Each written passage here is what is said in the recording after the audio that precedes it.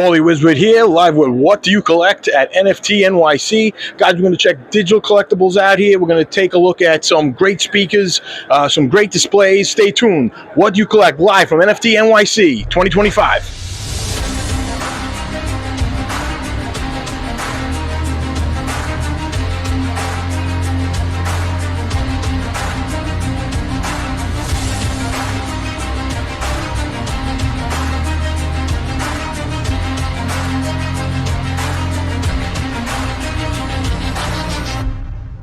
All right, here we are at the What Do You Collect podcast. We're here with Metal Warrior. We're going to find out a little bit about the NFTs, what you guys are offering, what are you selling, what are the collectors here, what are they in for, guys? How are we doing? Metal Warriors, welcome to NFT NYC. Thank you, man. Appreciate it, man. Thanks for having us. Thank you. Who came up with this idea? Where did this come from? Where did it start? So the founder of this brand is a guy named Greg Cook. He's the founder of a very well-known beer company and brewery called Stone Brewing. Greg has a passion in metal music, and he sold out on his brewery a couple of years ago and transitioned back into metal music to be able to tell the story of Metal Warrior. Works with a couple of other people, a couple famous musicians, and really talented AI video creator, Jared Cotton, who helped put it together and build out the story. There's a multi-part graphic novel that builds out the lore of the product, and we currently have 8 singles out right now with AI-generated music videos. So putting all that together into a nice package and bringing it into the Web3 space, it makes perfect sense for a Web3 IP. We're going to be launching our PFP collection that serves as more or less a VIP pass into the Metal Warrior universe over the next couple of weeks. So this sounds exciting. Very cool. I love it. So just to fully understand it, NFTs with video and audio, are they fully basically play for how long? Are they on loop? Just a little bit about that. Sure. So the NFTs are strictly PFP static images, but all of our video content on YouTube, we have we put out real music with real musicians. So that is like a separate portion of this entity. The NFT itself is a static PFP. There's 4 band members, and there's an NFT of each character. So the collection's built out of 5,555 unique units, and each of them have cool traits and make them rare and collectible. That's awesome. And what comes along, say if you're a PFP holder of Metal Warrior, does that give you exclusive access, or a little bit about that? Yeah, so a little bit of that for sure. It serves as a VIP membership into the world of Metal Warrior. Obviously, with Greg's background in beer, there's definitely some involvement in beer, maybe a beer subscription for our holders or something to that effect. It's a metal band first before a Web3 project. We've been in the space or a band for about 2 years now, and we've been building out the lore, building out the music catalog first, and now transitioning into Web3 as a real brand versus a lot of people who do it the opposite way and try to put the cart before the horse and put out the project before really having a business. So that's kind of where we're at. And is there some upcoming events, or say, for example, like you're saying, live music, beer? Yeah. Is there some kind of festivals or things like that on the calendar? And exactly, is that what you got here? Right here. Yeah. So this is the NFT launch event happening tomorrow night. What is that? The 26th. Yeah. The 26th at 6:30 p.m. at Beer Authority, right here in the heart of New York. It's going to be an awesome event. Greg Cook, the founder of Metal Warrior, Stone Brewing. We got a couple other people. I'll let Zach explain those. Yeah, it's also a reunion. Obviously, Greg being so big in the beer industry, he has a bunch of friends who are also famous of nature in that world, and a couple of his other friends, the founder of Dogfish Head Brewing and the founder of Victory Brewing, will also be there as well, kind of as a reunion of celebration of the beers that they've brewed in the past and working together and collaboration, etc. So that's coming up, and then we also have San Diego Comic-Con coming up in July, so that'll be our next big event. Oh, nice! That's awesome. So about the collectibles, how about you guys individually? Did you collect before this, or did this start you in your collecting, or what got you started in collecting, and what attracted you directly to this NFT? Yeah. So both Zach and I have been in the space, crypto space, probably about 2016 time frame. And then about 2020, we started diving into the, profile pictures, PFPs, any type of collectibles, things like that. So we've collected our fair share of profile pictures, NFTs, pudgy penguins, some of these other big ones. But yeah, I've been heavily deep in this space. I love NFTs. I love art. And I think Metal Warrior is doing it great by bridging the gap between Web 2 and Web 3, bringing over some awesome art that this massive team is working on. So, yeah. And how about collecting for you? Did you collect physical cards as a kid, sports cards, anything like that that you were big into? Oh, yeah. I've been collecting Pokemon cards forever. I was going to say, by a Dodgers hat, I'm sure you're a sports fan over here. Sports fan, for sure. Yeah, just a collector in general. I think, anything like this that can bring a community of people together is really cool, makes it like a little bit gamified. So yeah, having like collectible items and things is a huge portion of this brand as well, because, it gives something real and tangible outside of just having an NFT. But no, I've been collecting NFTs and PFPs since like 2019, 2020. Big Doodles holder, Pudgy Penguins, like Preston said, and, all the blue chips, of course, and then obviously gambling here and there on random collections, trying to get a win like everyone else, right? So. We got you. And as far as the music aspect of this, is what's on YouTube is where they can listen and hear the type of music that's being associated with the NFT, or their live events, concerts, and things like that as well. So our music is currently on all distribution platforms, on Spotify, Apple Music, Tidal, etc. All of our music video content is on YouTube, so you can go ahead and watch all of the videos there. We have eight videos out right now, all AI generated. But the future definitely holds live events. Obviously being a digital band, it's hard to do physical tours and things like that, but definitely like metaverse tours, popping in different universes and things of that nature to really show people what the music's like. And where do the collectors go to get started and find out everything they need to know? MetalWarrior.com or MetalWarriorOFL on Twitter. Talk about Metarides over here. Let's take a look at the NFT. Let's see what brought you guys here to New York, and explain a little bit about how things are going. Yeah, for sure. Thanks for having us, first of all. Metarides is building a gaming ecosystem around the digital collectibles, right? So inside a game, you can use your vehicles, avatars, and showrooms, but ultimately our goal is for you to be able to use those in different environments. So it's not just a one game thing. It's about an ecosystem, and inside all of our partner brands like Income Island, some other metaverses, and ultimately some partner gaming worlds as well. So we're building the assets that you can use and take in different places, and ultimately brings more value to the holders that own the NFTs or the digital collectibles. And then also it brings value to the brands and musicians that are attached to those vehicles and such. I love this because it's a lot of like what else I like to do a lot in the community is bring collectors together. Yeah. So it really just seems like the perfect NFT to do that as well. Yeah. You got different, like you just said, musicians. You have different NFT groups. Just as far as they could be sponsored, and how it works is that they're sponsored on a car, on a supercar, or they have drivers. So just tell us a little bit about some of the communities that are involved already. Yeah, so we are announcing at NFT NYC that we're joining forces with Pigeons of New York. We've been partners with them for a couple of years now, but we're dropping a collection with them hopefully in July. Those details will be coming out soon. We just dropped a Rogue Bunnies collection, amazing brand of 70 plus legacy Playmates from the Playboy brand that have gone rogue, and we partnered with them, sold out of 6 different collectible mint buttons in less than a week. Most of them sold out the same night.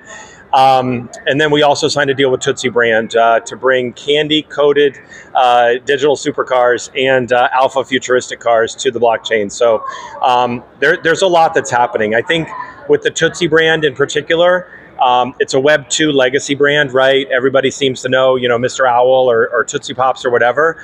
Our goal is to be able to use that candy brand in a huge way to be able to tell the story to other Web 2 companies to say, listen, this is real. It's a great way to get virtual exposure and ultimately generate something that your fans and collectors are going to want, right? So by being able to put the branding on the cars brings a lot of value to all aspects, but ultimately in the long run, you can imagine those Tootsie cars driving around 100 different metaverse worlds, 16 different games, for instance. It's just a lot of value that they don't have to worry about once that stuff's out there. So it's exciting. We're giving away Tootsie Candy at this event and kind of celebrating. They sent us a huge box that we're giving away, and I just love what we're building. It's like a marketing win-win-win in so many different directions, right? For the brands, the holders, for us, and then ultimately the gamer, with them in mind, with the idea that all of the vehicles and all of the assets can be used in different worlds. It basically takes care of somebody that might be a casual gamer, and then also somebody that might be more of a Steam gamer that wants to put in the sweat equity to earn things over time. We're building in a way where these assets can reside in all of those types of games. I love it. I love that the fact that it's just a great collaboration, and it brings these communities together. Where it's why not, if you're getting a bunch of collectors or people who are fans of a certain brand, for example, and then you're able to race against each other. Yeah. I mean, who doesn't like racing? I mean, since you're a kid, you're there you're building race cars, or you're watching NASCAR or F1, whatever you're watching out there. So what? How do the cars work exactly? So say if I'm racing my car, what makes it faster? What makes it better? What kind of things are available to help me in the race? So first of all, we are very, very careful about pay to win models, right? We don't want you to come in with a whole bunch of money and all of a sudden nobody has a chance to race against you, right? So we do things as fair as possible. We start there. I think the biggest thing to take away, and I'm going to give you an example kind of to answer that question. When you come in with, let's say, a Rogue Bunnies car, for instance, and you want to race in our daily challenge, right? So you're on a track that gets faster, the track gets smaller, there's obstacles on the course, and your goal is just to stay on the track as long as possible. That's our daily racer that we're building on mobile right now. But we want you to represent yourself, but also that brand. So the next day, when the track resets, we represent and highlight, I should say, probably a better word for it, we highlight the best racers from the previous day, put them on a podium, show their name, and then also show the brand that they're affiliated with that car. So we're trying really hard to build the games around what we're doing. But to answer your question, it depends on the type of game, on what that looks like for each of the racers and each of the cars. Now, all this racing is in the metaverse, and where do they access these racetracks? How do they get on exactly and say, hey, I just purchased this car, now I want to see it run? Where do they go? The games are in production, so I don't want to pretend that you could take your car today and go into one of our games. There are demo cars that are inside Income Island. Their next update is going to have 11 different Metarides vehicles, some of which are the Rogue Bunnies, and some other surprises I'll leave unnamed at this point. But there's going to be a world where when you purchase one of the vehicles, everything's on Metarides.io.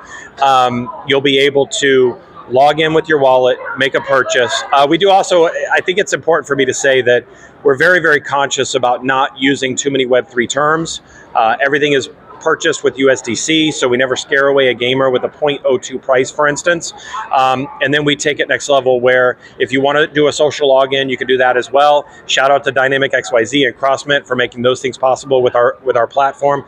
But by being able to log in as a Web2 gamer and owning that asset and being able to log into our games sometime in 2025 with your email, you'll be able to get to a point where that vehicle will load, and then all of a sudden you can represent yourself and your brand in that racing experience. So there's a lot being built. I think that there are so many different ways that we're building horizontally right now by being able to deal with Income Island and Expectarverse and a lot of different metaverse worlds that are hoping and praying for the best experiences for their users, because they want people to come back on the daily, and we're giving them an opportunity to do that. Income Island just built a huge racetrack.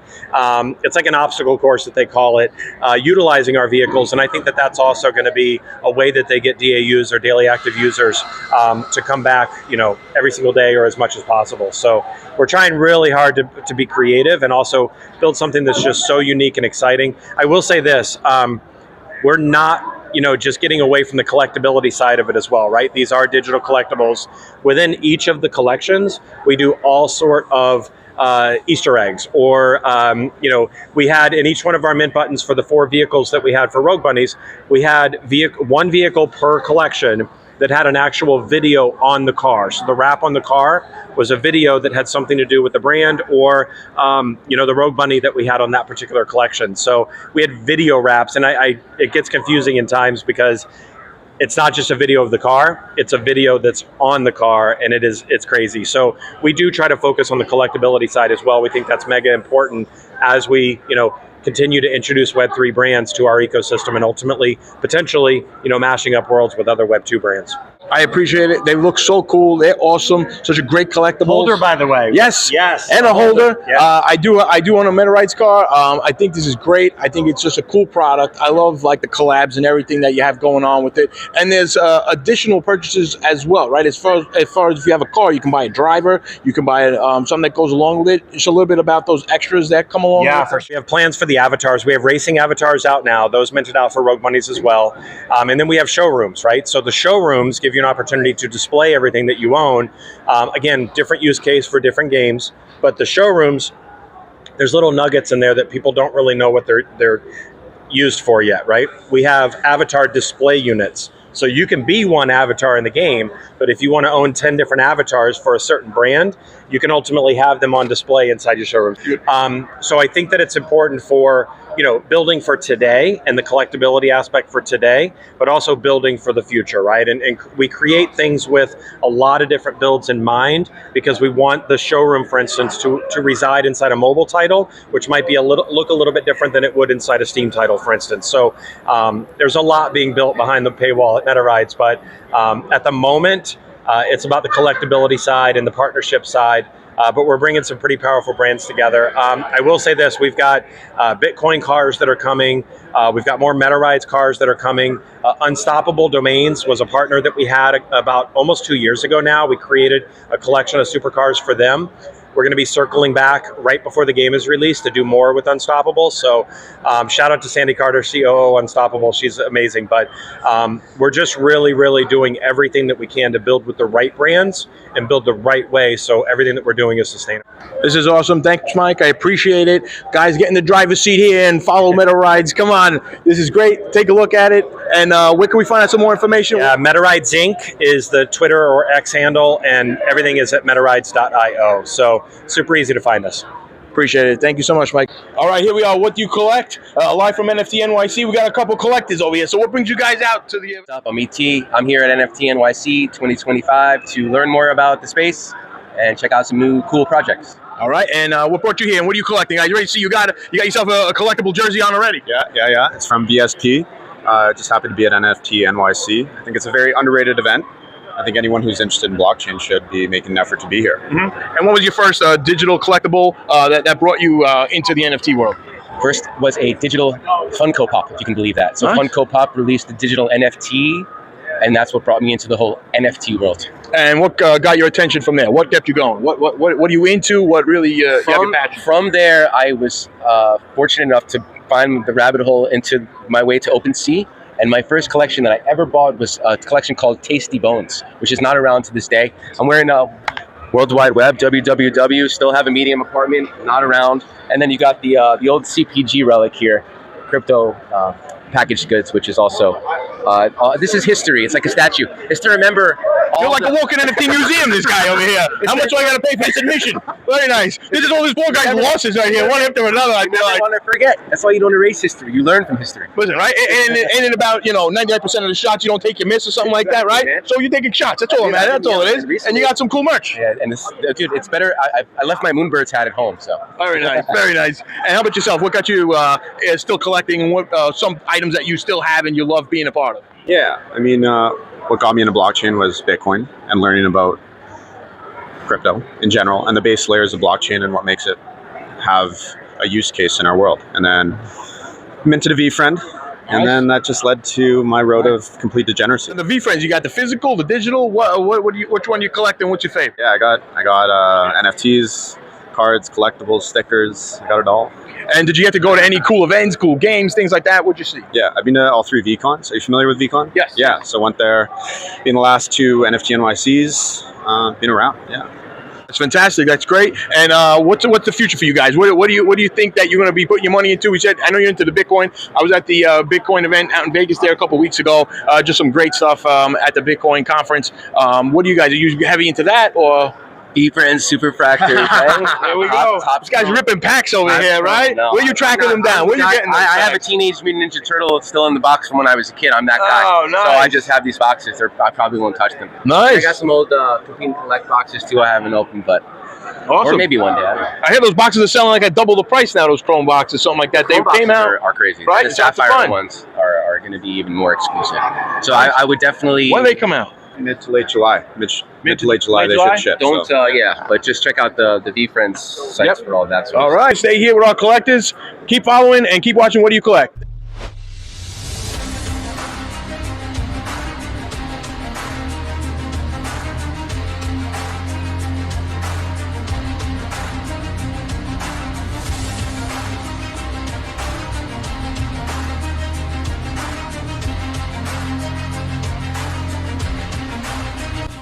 Ethos of our company, Dapper Labs, from the moment it started was that, hey, this technology is more than just currencies. Crypto is more than just about currencies. Crypto is about mainstream applications for real people that add value to real communities, to creators. And so from our very first product, which was CryptoKitties, we took the mindset of how do you build something that anybody can use? And Flow was inspired out of all the problems that CryptoKitties faced, and it was developed for NBATOPSHOT, which is a mainstream focused product. And so we worked really hard on the user experience, worked really hard on the technology, but also the developer experience of building great products, as you know. And in terms of like the brand space, the main thing they're looking for is to do something for their fans that adds value to the fan, doesn't take away from the enjoyment of the product, the core product, and is actually safe and keeps fans secure. So nearly 100 million NFTs from Ticketmaster alone, another 50 million or so on NBATOPSHOT, another 20-30 million on NFL All Day. And so I mean, the number of NFTs is maybe not the point, but it's more about the consumer applications around it and how to make them add real value to real communities. In the last 6 months, Flow's been the #1 fastest growing chain when it comes to number of developers. And you know, Metarides published the Q1 report, but anyone can go verify the data on Artemis. And every single Ethereum hackathon we've been to, Flow is the #1 choice of developers. At the most latest one, 35% of builders built on Flow. The winners use Cadence in their Ethereum Global Hackathon submissions. And so we're starting to see this world where people are seeing the opportunity, people are seeing that technology is actually able to deliver what it says it can deliver, and building interesting products, but that are multi-chain. So there's nothing about Flow that says you can't be on Base or you can't be on Solana. Build the asset wherever you want. Where we think Flow excels is in the smart contract logic, in the business logic that you can, in the utility that you can add to the asset.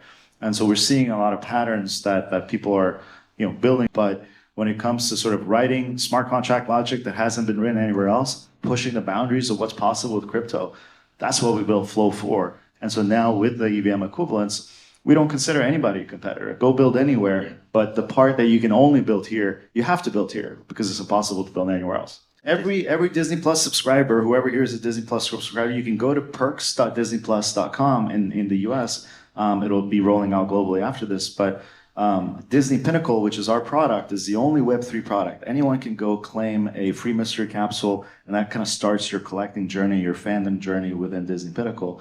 And we're seeing people that come in through that channel. And by the way, we did a similar thing with NBA, where NBA ID holders can come in certain cases and claim benefits within Top Shot. People who have status within Top Shot can claim benefits within the NBA, get recognized by their favorite teams.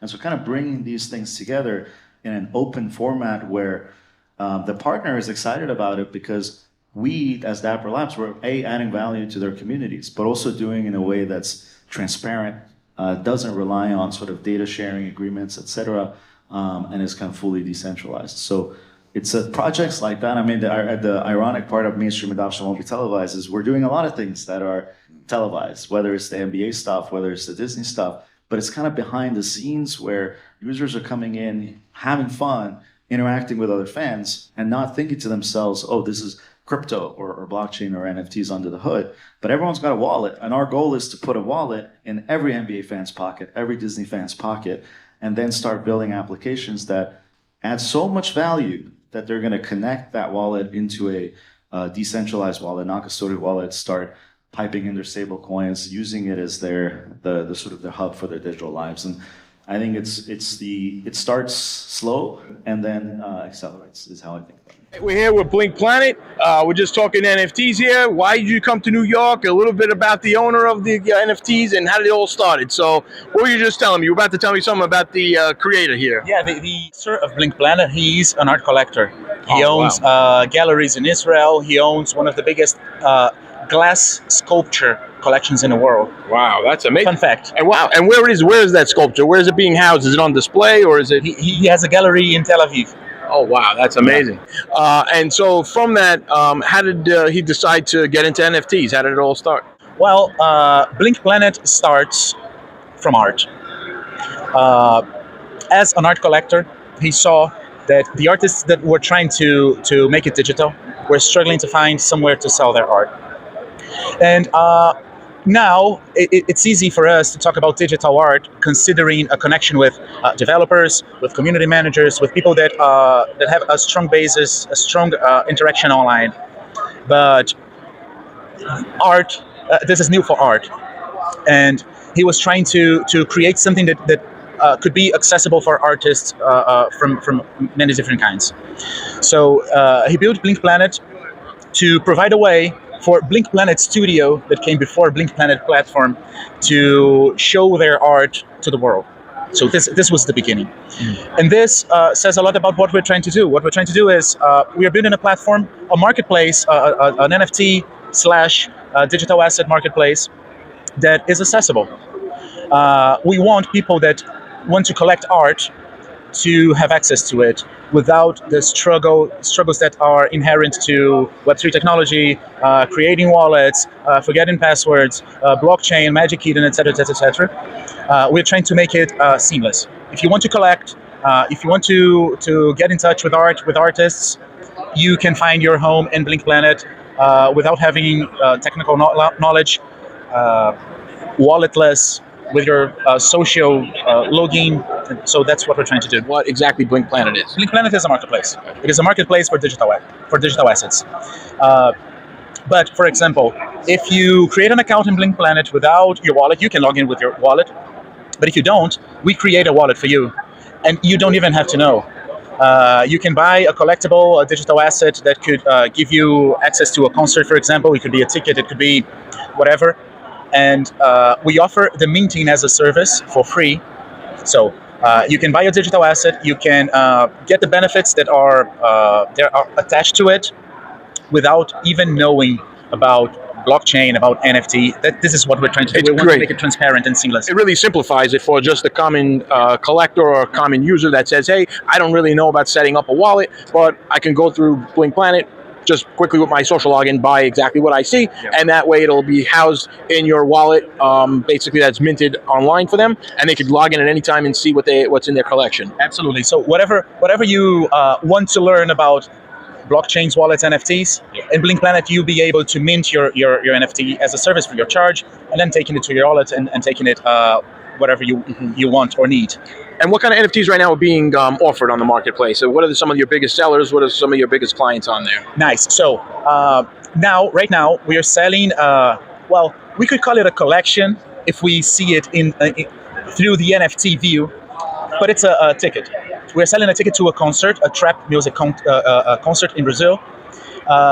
Their objective is not the concert. The concert is starting the building of a community around trap music. But we are also, in the next few weeks, we're launching a collection, if you see it through the perspective of NFT. It is a sticker album, collectible. Yeah, and it's for the birthday of the fan base of one of the biggest soccer teams in Brazil. It is called Gaviões da Fiel. The soccer club is Corinthians. And they are celebrating their birthday, and we built a collection that has a master asset that allows us to airdrop other assets throughout the year to celebrate their history and their birthday. They are very related to Carnaval also in Brazil. And so we are trying to build this kind of use cases. The Gaviões da Fiel fans are not Web3 people. I mean, some of them are not Web3 people, but they will be able to collect the NFTs. They will be able to be part of challenges. They will be stimulated to use the secondary market to change their stickers, because everybody wants to complete the album. And they will use blockchain, they will do transactions in the secondary market, they will do minting, and they don't even have to know what they're. That's great. That's fantastic because, as we know, the physical tickets have mostly disappeared from real life and real events that are out there. And sometimes, you want something to hold on to from that experience. But this way, it's great because if you're able to go to a concert with somebody, and you could even search other people that have been at the concert with you, even if you didn't meet them there, and you could say, hey, we share the same kind of venues and events that we've been going to. Absolutely. So Absolutely. have you kind of been just seeing, like, how does the reaction from the people from the events how does that land? How does that make them feel once they're able to see that? Well, the owners of the event, the artists, they are very inside Web3. So this idea came from us, but we met them in an NFT event in Brazil. So they know what they're doing. From our side, what we are trying to do is we need to come up with ways to explain these digital assets, these NFTs, in a way that we don't need to explain.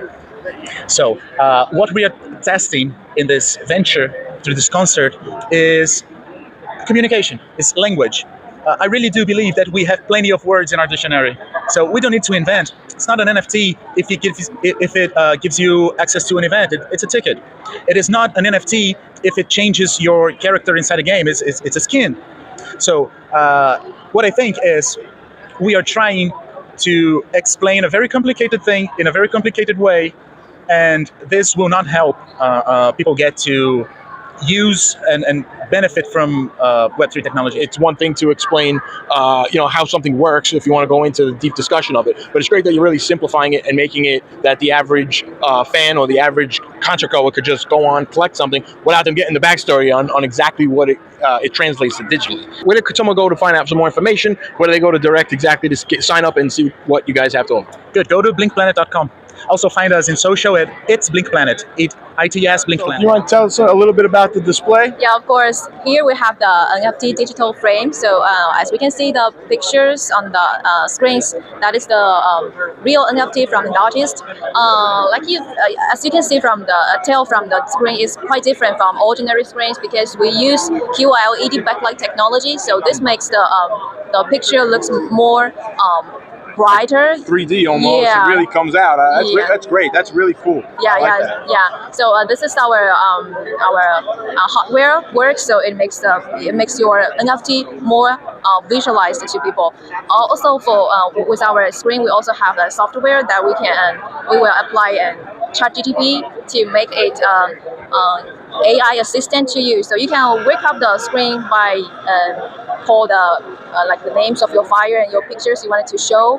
Yeah, so it'll keep rotating. It'll keep rotating your collection if you like, or is it just one image at a time? One time for one image, but you can have more. If you have more collections, you can put in the gallery. Then you can show it for different pictures in different time. Yeah. That's cool. That's great. And what kind of collectibles? Any kind of digital collectibles or videos can work in this, or does it have to be a certain format? Yeah, it's got to be a 1:1 ratio, so it will be fit the screen better because this is a square-shaped screen. Yeah. Fantastic. And where do we find more information from Headson? Yeah, you can go to our website, headson.net. Yeah. Here we are with Discocats. Just want to get a little bit about what you guys have here with us today, and a little bit about the collectible. So how did this all start? First and foremost, shout out to TopShot. My name is Vita TV. I'm one of the advocates here with Discocat. And big shout out to our model that's in the background with us as well. You guys are watching on that screen Discocat. It's an amazing platform in the metaverse. Find it at Decentraland Metaverse, a metaverse on all social media platforms as well. But you can look them up specifically on crypto Twitter. Well, check it out. Discocat is also a liquor company, right? Powered by the back end of its development of vodka type liquor. As you can see here with this nice beautiful bottle, is all inspired by a creation with animal as donations for the charity of animal organizations. Each bottle donates to the cause. You guys will be helping if you guys purchase a bottle. With that being said, also entertainment is the back end of this as well. Entertainment as DJ Stu Kwan in the back end is performing live, which is also viewed in the metaverse in the form of avatars. That's awesome. So basically, you're tying in music, you're tying in partying, alcohol, animals. This is real cool. So what gave the start to all this? How did this begin? I'll tell you this much. For those that were born in the era of the disco era, which may be a little bit past my era, I won't dox my age, but for those that do remember that era, this was all inspired by those amazing moments, right? The party moments that today are exclusively basically drained out of time, right? Bringing those moments back to existence in this time and era in the 21st century, 2025, is something that we want to bring in back from the nostalgic era to the new era of time that we're living in now. And I would say an amazing individual, which we won't speak on who it is, but amazing talent, amazing founder who thought of this idea to bring this to the young adults today in 2025. I'm originally from Brooklyn, as you can tell from my accent. So when you talk disco, I know exactly what you're talking about. We're going right back to Saturday Night Fever. We're going back to Studio 54. I wasn't there in that time, but I wish I was, because the music I still listen to. I got the Bee Gees, the Tramps. I got all that stuff available. I love the vinyls. So are you big music fans as well? And how does the music portion tie into this? So the music portion, honestly, is a very influential moment for the younger adults today that may have not understood what disco is, because they're being so much younger, right? It's a whole different era today. Now today it's hip hop, rap culture, and it's just sort of phased out through time. So bringing back that nostalgia flavor, that type of feel that we once felt, at least my parents felt, it was something that was inspiration towards the brand itself. Now the liquor side of things just adds the flavor and the sauce to the moment, right? Who wouldn't want to drink a nice little piece of vodka, listen to some good disco, maybe a live DJ in the virtual world experiences. Now check this out. These virtual world experiences can also be viewed within the metaverse on virtual headsets, right? VR headsets, on the laptops, PCs. This is what's creating a new extensive use case where accessibility meets fun, entertainment. Someone around the world who cannot make it to these physical locations can now tap into the metaverse, right? And that is what's bringing the exclusivity behind these moments, these entertainment moments. Stu Kwan, who you see right now, as you see in the back end, is actually being live streamed in the virtual world.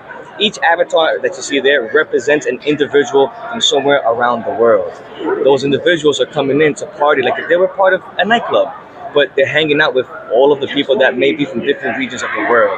This is the social side of it. So I think it's real cool. I love the music. I love the idea behind all this. I know, as you said, to reach out to the youth today about disco music.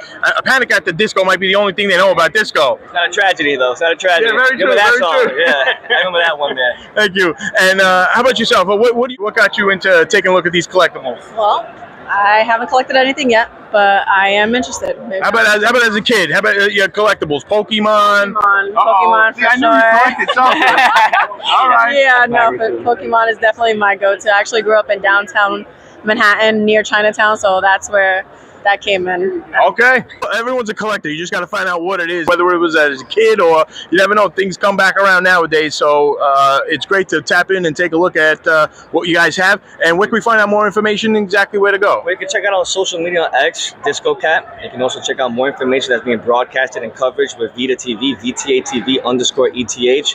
We do the media coverages for Discocat as well. And in the metaverse, decentraland.org, download the app, type in Discocat in the map. It'll take you directly to that virtual world you saw there. And you can catch all the fun there virtually as well. What do you collect? With Paulie Wiswit.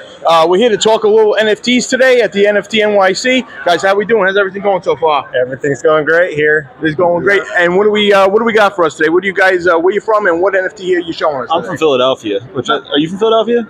Actually, I'm from New York, but I love cheesesteaks. Yeah, I mean, it's the that's thing. Why I asked. The whiz wit. You got to get a whiz wit. Otherwise, you put cheddar, you put something else on it. It's not a cheesesteak. Just go to White Castle. Don't even bother getting a cheesesteak. That's 100%. it. All right, we got it from real Philly guys right here telling us the truth on this. Yeah. So, what NFT you bringing us today, and what are you guys talking about? A little different than a traditional NFT. So we're One Mug Coffee.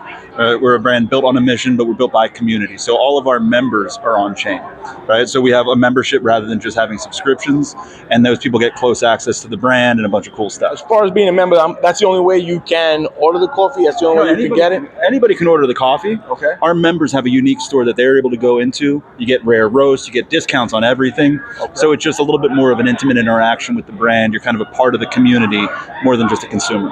Very cool. And how did this all start? Where did you guys get this idea, and how did this? Where did this come up? Let's get into the collectibles world. Oh, sure, yeah. Well, I've been in crypto ever since 2016, 15, but we met through another investment, another company, and then we broke off, had this idea, and did one on our own. So, yeah, we really started collaborating the idea together, and Bryn knew a lot about coffee because of the restaurant business he was in, and I knew about blockchain, and so it was a perfect match. And then we really went from there. And that's really one of the cool things that come along with the NFTs and the collectibles. It provides a community as far as where you can reach out and where you can get like-minded people that like the same thing. Otherwise, it's hard to say go find somebody who could get that order of something that you like. You could keep that community together. Is there a way that they all keep in contact, or social, or events that go on? I think that's sort of what we built the entire brand on, right? So I owned restaurants in the Philadelphia area for a long time and started opening them up overseas. So we had locations in Uganda, right? We did giving locations there. And when we were doing that, I saw the need because we were sourcing coffee and those guys have it rough. So whenever anybody buys coffee, it goes back and we supply water towers to those farmers. So we just built one yesterday on a big, massive farm there. But on the community side, I totally agree. I always think like the most powerful tech that's come out of the space are digital communities, right? And usually it's based around some sort of shared NFT or whatever it is. I think if you could take that digital community and give it a mission, and then that mission has impact, I think that changes the world. So we're really built on the community building the brand, whether that's our holders, the farmers, just one community. That's really what is unique and different about the product. And what makes the coffee so special? What makes you guys, the flavor of your coffee just... Well, really our mission is what gets us the ability to get the best coffee, because we are in contact with these farmers, we have relationships with them, we know the community, and then that's where we're able to source the best coffee. And so, I think it's also it's a cool time, right? Because blockchain's happening, and now AI is taking over in a way that wasn't existent 5 years ago. And what we've done, even in the product itself, is really use that craftsmanship, right? Our master roaster is amazing, but we also use AI to really figure out what that bean should be roasted like. So the product is unreal, and I don't think it could have been possible had we not had those tech advances. And then number two is, we don't put them in bags, right? We use tins, and those tins are able to be resealed. They have much cooler design. They're better on your shelf. So I think from the product design to the product itself, it's innovative and unique. It is awesome, because I've been drinking coffee since I was a kid almost. Italian families over here, that's all we do is drink coffee. I try to sneak it to the kids when they're little. Like, hey, have a test. But I remember those tins. Yeah, no, true, not at night, but you want those kids sleeping. But it's a good way to get them to sleep. Quick story, I once drank a 6-pack as a child of Manhattan Specials with espresso soda. They came home, I was running around, buzzing around the living room. Yeah. 60 minutes later, I was out like a light and slept almost to the next day at 12 o'clock. There's a trick. There's a trick. You want to get your kids to sleep. There we go. Here's a little tip. I appreciate it, guys. I love it. And where can we find out more information about the product, and where can we get involved? onemug.com.